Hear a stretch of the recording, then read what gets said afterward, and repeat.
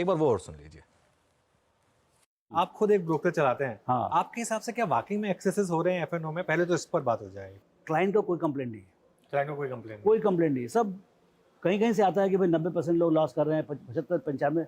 मेरे को तो ऐसा कोई दिखते नहीं कोई लोग, सब लोग बोलते हैं कि नहीं हम अच्छा कर रहे हैं। अच्छा, हैं एक दो मिलते हैं, मतलब एफएनओ लेकिन ट्रेडर्स में हाँ एफएनओ, लेकिन कंप्लेंट नहीं कर रहे हैं कोई। हाँ, सी दे आर ब्लेमिंग देमसेल्व्स कि मेरा स्ट्रेटजी बराबर नहीं है, मैंने बात कुछ है, ये नहीं किया, मैंने ठीक बात है। But there is no blame to the system per se. हाँ, they are not saying system is unfair और हाँ। anything। मतलब आपको फ्रैक्शन कॉस्ट ही नहीं है सिस्टम में, हाँ, बहुत कम थिन मतलब ब्रोकरेज या कॉस्ट में आपको काम हो रहा है। तो customer client is not blaming anybody, okay. हाँ। बट आप बड़े अथॉरिटी हो, आप सरकार हो, आप रेगुलेटर हो, you have to guide the market where it has to go, you know, कि किस लेवल का एफ सही है। वो आप अथॉरिटीज़ हो, आप डिसाइड करो, मतलब यानी कि भाई हाउ डू आई, मतलब जैसे आप जो भी सोच समझ के कमेटी लेके आएगी हाँ, हाँ। जिससे कंट्रोल हो जाए, सो दैट, हाँ। क्योंकि ये जो रिवोल्यूशन चल रहा है हाँ, वो डिस्टर्ब नहीं होना चाहिए। Actually it is nothing, it is only the retail inclusion into the stock market हाँ। Which didn't happen for 75 years, it is happening for last 4 years now. मेरे लगता है इस स्पीड से करीब 7, 8, 10 साल तक ये चलेगा, Okay. जब तक 500 मिलियन कस्टमर बेस नहीं हो जाएगा। अभी हाँ। हमारे पास जो 40 था 2020 में, वो 162 तक पहुंचा है। 3 से 4 मिलियन पर महीने आ रहे हैं। 500 मिलियन कस्टमर बेस जब तक ना हो जाए तब तक ये रिटेल क्रांति चलेगी, ये रामदेव सर ने कहा है। 500 मिलियन मतलब 50 करोड़।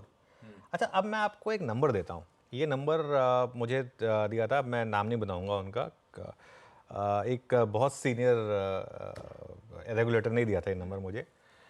भारत में इस समय आपको पता है कितने लोग एफ ट्रेड कर रहे हैं? टोटल लोग जो ट्रेडिंग करते हैं एफ की, कितने लोग कर रहे हैं? 43 लाख लोग। 43 लाख इंडिया में एक्टिव एफ ट्रेडर्स हैं। उसके मुकाबले आपको पता है लूडो कितने लोग खेल रहे हैं, या ड्रीम 11 कितने लोग खेल रहे हैं? ये नंबर उससे कहीं ज़्यादा है। और लूडो और ड्रीम 11 तो मैं कहूँगा कि प्योर सट्टेबाजी है। ये तो फिर भी आप एफ में फिर भी आप सोच समझ कर एक रिस्क लेकर कर रहे हैं, कैलकुलेटेड रिस्क लेकर कर रहे हैं। हाँ, वीकली ऑप्शन आने की वजह से इसमें गैम्बलिंग का एक बहुत बड़ा एंगल आ गया है, इसमें भी कोई डाउट नहीं है। लेकिन मेरा ये मानना है कि पहली बात कि एफ पर पहले ही सबसे ज़्यादा टैक्स है। अगर आप देखें, जो एक एफ ट्रेडर है वो बेचारा सबसे पहले तो एस दे देता है, उसके बाद जो भी उसका गेन्स होते हैं वो पूरे के पूरे उसमें उसके बिजनेस इनकम में ऐड हो जाते हैं। लॉन्ग टर्म कैपिटल गेन्स 10% का है, short term capital gains tax 15% का है, चाहे आप कितनी भी इनकम कर रहे हो। तो यहाँ पर एक ऐसे लोग हैं जिनकी अगर इनकम 10 लाख भी है, अगर उन्होंने एफ में गेन कर लिया तो उनका टैक्स सीधा 35% पहुँच जाएगा।